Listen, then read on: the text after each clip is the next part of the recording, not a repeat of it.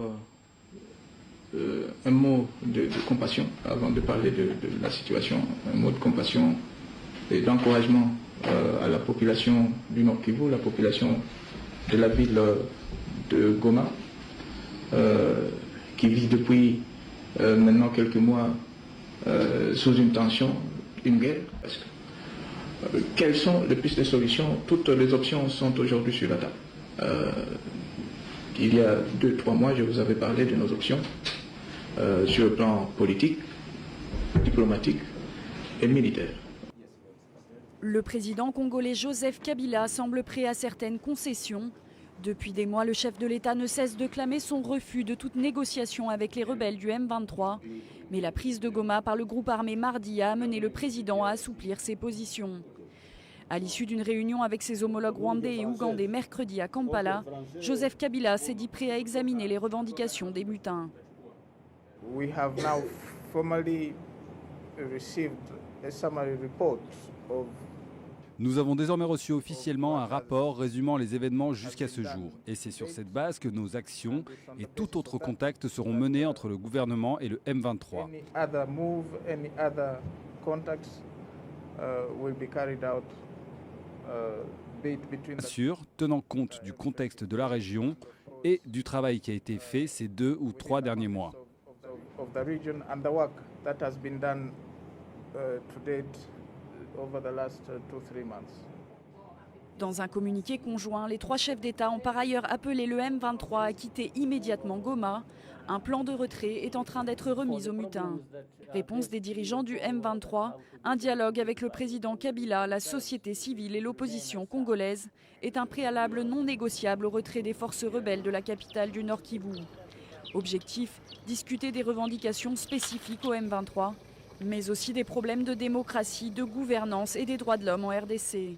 Il est à noter que c'est pour la première fois que le Rwanda s'est associé à une condamnation formelle des activités du M23 dans l'est de la RDC, notamment en intimant l'ordre aux groupes rebelles de quitter Goma. Puisque cette fois-ci, il n'y a pas de voix dissonante, nous espérons que le message sera entendu par les responsables de M23. Un pas important a été franchi aujourd'hui.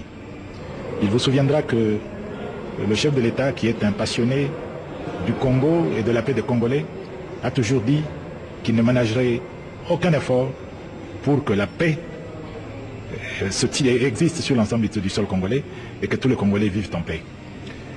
Une fois encore, il a accepté de rencontrer ses pairs de la région dans le cadre de ce mini-sommet pour essayer de faire avancer la cause de la paix. Pour une fois, depuis longtemps, le communiqué ne comporte pas de réserve. Le communiqué est explicite sur la condamnation des actions de M23 et il est clairement dit là-dedans que le président Museveni et le président Kagame n'acceptent pas l'idée que l'M23 veuille étendre la guerre, qu'ils n'acceptent pas qu'on veuille déstabiliser le gouvernement légitime de la République démocratique du Congo et qu'ils demandent au M23 d'arrêter son offensive et de se retirer de la ville de Goma. 4 groupes de la plateforme ont échangé avec les chefs de l'État sur la situation d'occupation militaire des Goma par des troupes de M23 et de l'extérieur. Après avoir écouté les points de vue des uns et des autres sur la situation de l'Est et leurs propositions de sortie des crises, l'autorité morale a expliqué l'importance de sa participation, ses derniers contacts diplomatiques et les résolutions prises au cours de 2 récents sommets extraordinaires de la CIRGL de Kampala. À leur tour, les élus du peuple devront transmettre à leur base, qu'ils représentent à l'hémicycle, les enjeux de cette guerre et les voies et moyens d'y mettre rapidement fin au grand bénéfice de la population de la partie orientale de la RDC en particulier et du reste de la République en général. Mais dans quelles circonstances cet accord a été signé? Et il nous a rassuré que ce n'est vraiment pas, certainement pas, dans le sens où le peuple congolais ne trouve pas son compte. Donc le peuple congolais dans cet accord trouvera certainement son compte. Et il ne croit pas avoir s'être trompé pour engager la République démocratique du Congo dans cet accord. Et il est sûr et certain que nous sortirons du bout. Voilà la raison de notre rencontre. Mais puisque vous me parlez des négociations et tout ça, il est plutôt question d'une évaluation des accords du 23 mars 2009. En tout cas, ce n'est pas des négociations dans le genre dialogue intercongolais, Sun City, Pretoria, etc. Mais laisser faire le processus de Kampala, parce que ce processus, c'est aussi une chance pour une paix à Goma et dans le Nord Kivu.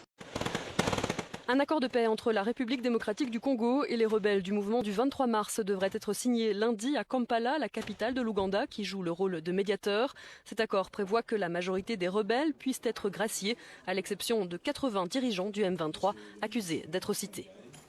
Dans les discussions que nous avons eues à Kampala, il a été établi de manière claire et non équivoque qu'il n'y aurait pas d'amnistie pour les crimes de guerre, les crimes contre l'humanité, en ce compris les violences sexuelles, le recrutement des enfants soldats, les violations massives des droits humains, mais moins encore pour les actes de génocide. Donc il n'y a personne qui va accorder d'amnistie pour ce type de crimes. Les autorités de Kinshasa pensent notamment au chef militaire du M23, Sultani Makenga, réfugié avec 1500 hommes en Ouganda, des rebelles que Kampala n'a pas l'intention de remettre à la RDC. Le M23 a rendu les armes mardi suite à cette défaite militaire face à l'armée congolaise, appuyée par une brigade d'intervention de l'ONU. Après 18 mois de combats sporadiques et de négociations avortées, le gouvernement congolais a proclamé, je cite, la victoire totale sur le mouvement du M23, le mouvement du 23 mars, qui a annoncé pour sa part mettre fin à sa rébellion. Tout le monde a suivi, le M23 a été mis en déroute, ses troupes se sont soit rendues ou, ce qu'il en reste, ont quitté le territoire congolais. Je pense que sur le plan militaire, la victoire est totale parce que tous les espaces contrôlés hier par le M23 se trouvent maintenant sous le contrôle des FARDC et des autorités administratives congolaises. Est-ce que l'on sait où ont fui les leaders du M23, notamment le chef militaire Sultani Makenga? Ce que je puis affirmer, c'est que, d'après nos informations, il ne se trouve plus sur le territoire congolais. Il est dans l'un des pays voisins, mais je ne saurais pas vous dire avec certitude dans lesquels de deux pays. Soit le Rwanda, soit l'Ouganda. Exactement. Il faut situer tout cela dans le cadre d'une recherche, je dirais, volontariste, d'une solution durable qui implique l'ensemble des acteurs de la région. Et c'est dans ce sens qu'avait été négocié et signé l'accord cadre qui impose à tous les États de la région des obligations qu'ils sont censés remplir. Je pense que ce que nous venons de vivre maintenant établit très clairement que des mouvements comme l'M23 fonctionnent généralement sous perfusion et que quand cette perfusion est arrêtée, ils ne peuvent pas, de manière autonome, soutenir une activité militaire quelconque. Vous parlez évidemment de la perfusion du Rwanda. De la perfusion des pays voisins. Absolument, je reconnais que la MONUSCO a apporté une contribution notable, ne fût-ce que sous forme de dissuasion, car la vérité c'est que en première ligne, il y avait les forces armées de la République démocratique du Congo, mais il y a eu, au moment critique, une certaine coordination tactique avec les éléments de la brigade d'intervention. C'est le lieu pour moi de rappeler que ce qu'on constate, c'est le succès d'une stratégie qui a été définie par le président de la République, Joseph Kabila, depuis le début de cette rébellion. Il avait dit que la paix serait recherchée sur 3 plans, sur le plan politique, sur le plan diplomatique et sur le plan militaire. Et sur le plan politique et diplomatique, c'est notamment toute la croisade que nous avons menée pour que soit constituée la brigade d'intervention avec un mandat précis, la surveillance et la sécurisation de la frontière entre la République démocratique du Congo et ses voisins de l'Est d'une part, et deuxièmement, l'éradication des forces négatives en tête desquelles le M23. Parce que par les voies les plus autorisées, celle du chef de l'État en tête, la République démocratique du Congo a fait savoir qu'avec la mise au pas du M23, la force militaire, aussi bien de la RDC que de la brigade d'intervention, sera désormais tournée vers l'éradication des forces négatives, à commencer par l'FDLR. Ces rébellions s'appuient aussi sur des revendications, notamment que cette région du Nord Kivu soit prise en compte mieux à Kinshasa. Il y a aussi la crainte des populations Tutsi, congolaises. Est-ce que vous êtes aussi prêt à vous engager au niveau économique, au niveau social et au niveau politique pour faire en sorte que ces revendications soient entendues à Kinshasa? Le 12 mai 2012, il se tient une réunion à Rubavu. Rubavu, c'est au Rwanda, frontière avec le Nord Kivu là-bas. Des ministres de la Défense congolais et rwandais. Ils signent un accord. Dans cet accord, les deux parties conviennent de ce que les armées rwandaises peuvent entrer au Congo et surveiller les 9 frontières de ce pays. L'accord existe. Nous en avons des copies. Le 18 du même mois, de la même année, le ministre congolais et le ministre rwandais des Affaires étrangères se rencontrent à Kigali. Ils signent un accord. Dans l'accord, ils acceptent que les services de renseignement rwandais peuvent entrer au Congo, sillonner toute la République pour assurer la sécurité. Ils le font chaque jour. Nous avons accepté pendant que nous dormons, les autres circulent, repèrent les sites miniers, contrôlent nos frontières, sillonnent tout le pays. Enfin, c'est-à-dire pour l'exposer, parce que les données, nous en avons à revendre.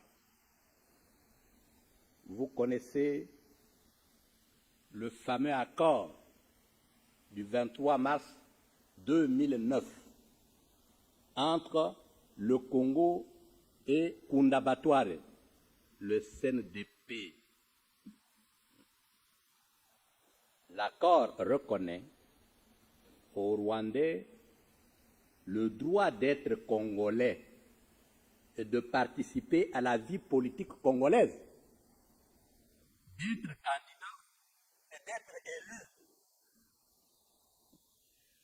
Nous avons signé cet accord. La partie congolaise a été représentée par M. Raymond Chibanda, à l'époque ministre de la Coopération, qui était témoin de la communauté internationale, lui a posé 3 fois la question. Est-ce que vous acceptez de signer un tel accord? Et oui, 3 fois. Obasanjo a réagi, votre pays aura des problèmes. Mimi najua population ya Goma iko ya moto sana, au population ya Nord Kivu yote, lakini vita sio ziaka.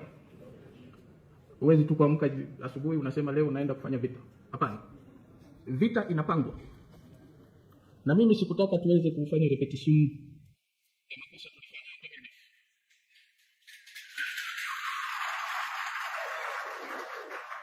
2009. Vita ilianzaka zamani, mais 2009 tunasema okay, ili tulete amani Nord Kivu, tuna signé accord le mois de mars, et puis warugaruga wote ndani ya armée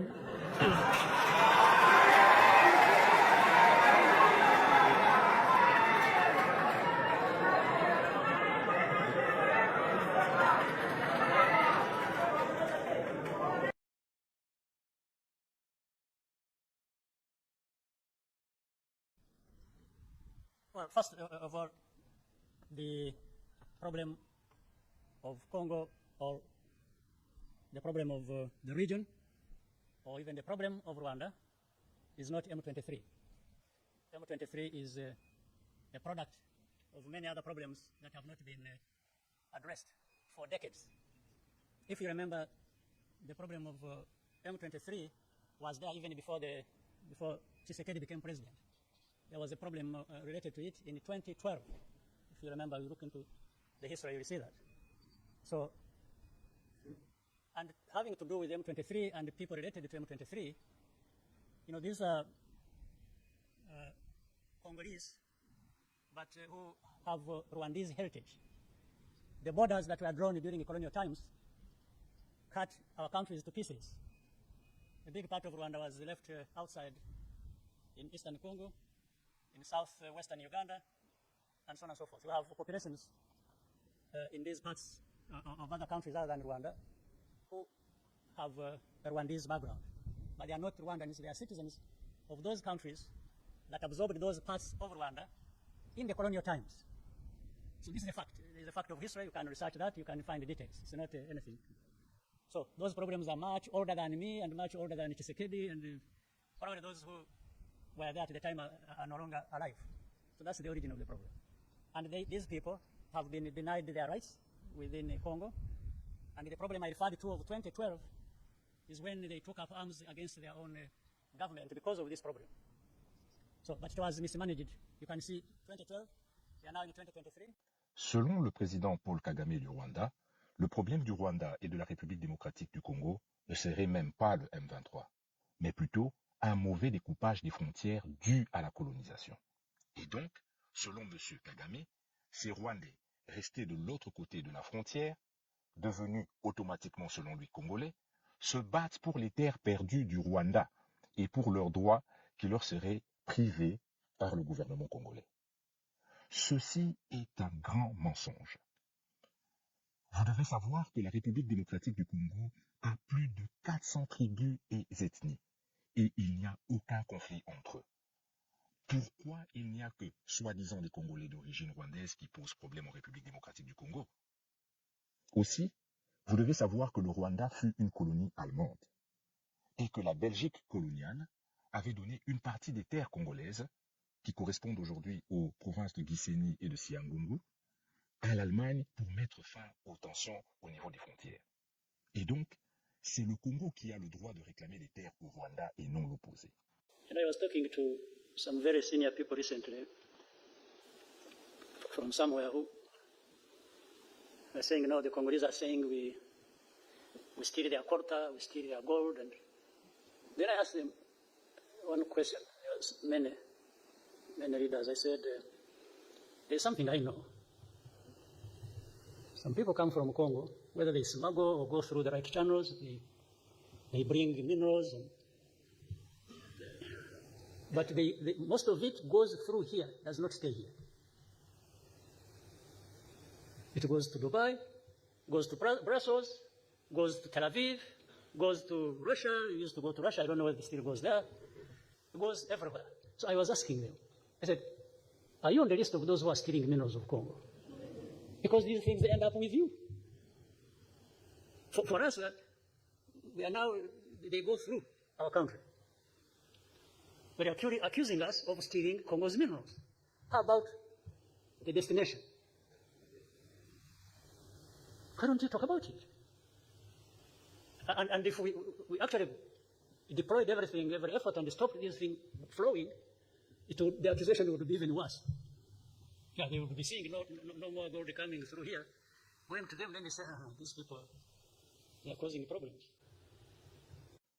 Sous pression de ses partenaires occidentaux, le Rwanda reconnaît qu'en réalité, le conflit à l'est de la République démocratique du Congo, dans la province du Nord Kivu, est tout simplement une guerre économique. Monsieur Paul Kagame reconnaît que les minerais pillés au Congo passent par le Rwanda. Mais selon lui, il n'y reste pas, car après, ces minerais vont à destination d'autres pays.